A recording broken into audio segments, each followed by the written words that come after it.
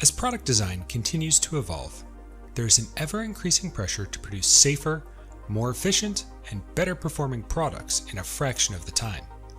These often opposing goals mean engineers need to be able to analyze and predict behavior of their systems faster than ever before. One of the most popular methods for simulating system behavior is the use of 1D computational fluid dynamics. These tools, such as Flomaster from Mentor Siemens business, allow for the evaluation of thermofluid systems from the early design phase all the way through to verification and validation. If you're like many design teams and constructs 3D CAD models of your system in tools such as NX, Solid Edge, CATIA, or Creo, the information to construct a 1D model is already available.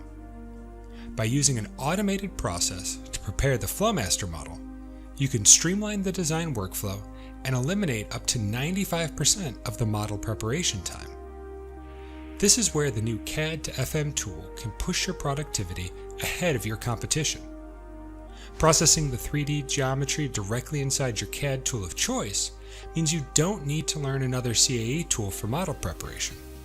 Once you're ready to bring the model into Flomaster, it's simply saved in the database and can be used for any number of different system designs, with all of the geometry and connectivity already defined.